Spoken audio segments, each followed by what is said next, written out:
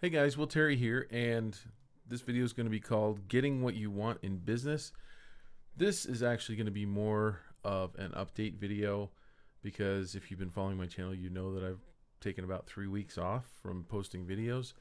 And that's simply because I've just had too many things going on and I just couldn't get to it, and I apologize for that. But I didn't want to put out a video that really didn't have something important an important message, and so I assume you're like me. I don't like clicking on a video and feeling like it was a waste of time. So hopefully this won't feel like that to you. I'm just going to update some things. This is actually going to be one of the quicker videos that I've made, and just kind of update you on things that are going on. First off, I turned in all of my artwork for my Random House book, Penguin Random House book, yesterday. So if you've ever been through a huge project, and when you're finished and they're happy, at least they appear to be happy, it's like this weight has lifted off of you. Even though it was one of the funnest books that I've ever worked on, they're hoping that it does really well because it could turn into a series. The character is such that I think it would lend itself to a series. So just hoping that we get to work on book 2. It won't be out until next Halloween. It's a Halloween book. So unfortunately, I'll have to wait until after Halloween to see how sales went. And in fact, I thought that I would actually talk about that before I get to the topic. I I was just going to show you. I'm actually the next thing I was going to talk about is we're leaving tonight to go to CTNX, which is the Creative Talent Network in Burbank, and we're leaving tonight right after I make this video. Because we're supposed to get a big snowstorm in Utah, and we do not want to wake up in the morning and drive in snow. So we're leaving tonight, and that's why I'm trying to get this video out. But I'm not gonna edit. I'm just gonna grab my webcam here and just kind of show you and talk about a couple things. So this right here is the final scene. If you've read or seen this book called Go Dog Go by P.D. Eastman, it's a book that I grew up with. And I remember as a kid, I was a reluctant reader. I used to stare at this image. I'd go to the back of the book. I wouldn't read the book. I would just go here and just daydream that I could be at the top of this tree playing and having fun, and just all the different little scenes going on and stuff. And one of the things I did in my book is the last final scene, the final page of the book, it basically had the words clickety clack, and there was no description of what I was supposed to illustrate. And the editor said, you can basically do anything you want, as long as it kind of fits in the book. Just have fun with it and come up with a neat idea. So I channeled this, and pulled from my memory of how much I enjoyed this, hoping that kids would enjoy what I came up with. And it looks something like this right here. So here's the final scene in the book. Clickety clack, and you can see like all the little characters doing things, and there's even like a little hand coming up out of the ground, and there's even a little werewolf howling at the moon. Just all kinds of fun little things included in there. Okay, so there's that. Let's see, another thing. Oh, I know I was going to show you also was, let's see, that's my screensaver before I get to the topic. Also, we were in let's see. No, that's it. I'm going to get to the thing right now. Okay, so I'll put this on there now. What you're seeing is, this is when we were, a couple weeks ago, we were in San Antonio at Alamo City Comic Con. This is my friend Wayne right here. This is Francesca right here. I can't remember her last name. She's there looking at her computer, and you notice that she's got like the badges, right, for the show. And you notice like Wayne right here is stuffing badges. Okay, so the getting what you want in business, right? So that's pretty much the title of the video, right? And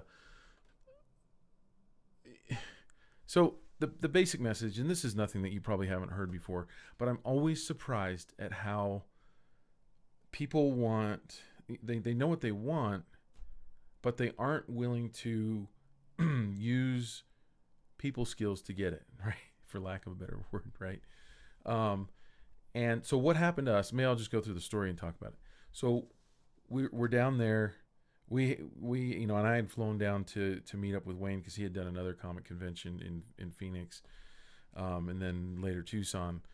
And so I caught up with him to do San Antonio because it's a big convention, and we did really well down there. And but when we got there, we looked at the program, and it had, because they sent out or on the website, they updated it, and they had us only down for one Artist Alley table. And with our setup right now, we need minimum two. We can't set up anything with one, really. Three is even ideal, and or a 10 by 10 booth space. So we see on the website, it's got us down for one Artist Alley table. What a disaster! And so we're sitting there thinking, like, what do we do? And you know what? I've actually got this wrong. I just realized this is in Tucson. So we had a booth in Alamo City, but in Tucson, this happened in Tucson. We get there, and the year before, when we had bought the table, I think Wayne was just going to go by himself, and we didn't have the trip planned out. And he thought, well, I'll just keep the cost low and just get one table. And we had grown a lot since then, and really improved our booth and everything. Anyway, and this, by the way, if you hate going, if you're not into comic conventions and stuff, this still applies. This applies to business. This story, okay? So we find out we only have one table. Now we got into town a few days early because we had been in Alamo City, and so when we got there, we noticed the mistake. We tried calling. There's no phone number. We tried emailing them. They didn't return any emails. So on Wednesday, I figured, you know what? They are probably there laying out the convention center on Wednesday, even though most vendors will show up on the Thursday before. And I thought, you know what? We need another table. And this show is sold out. We knew that. So it's not a matter of just going and buying another table. Also, when they lay out Artist Alley, they give everybody their booth numbers ahead of time. And so it's really tough for them to move people around and stuff like that, almost impossible.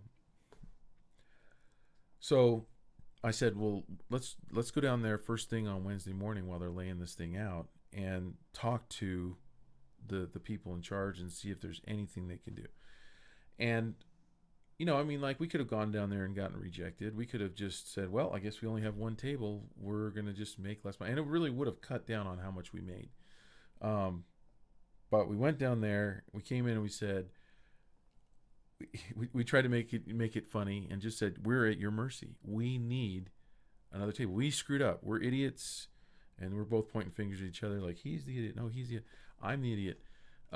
We only got one table. And they're laughing. And we're like, we know you're sold out. Because we could tell they were about to say, well, we're sold out. Sorry. And we're like, is there anything we can do? We'll sweep floors. We'll clean the bathrooms. We'll take out the trash. Whatever. If you need any help today, we'll do anything we can do to get that extra table. We'll buy it. 2 tables together. A booth if somebody's canceled on a booth. Anything. Any cancellations. We have 2 tables together. And at first, when we first went in there, they were kind of like trying to shove us out the door. They're like, no, But as we were persuasive and making them laugh and telling them, look, we're willing to do anything, what it did was it made them realize, okay, these guys are serious. They're not just begging for something. They're actually willing to do stuff.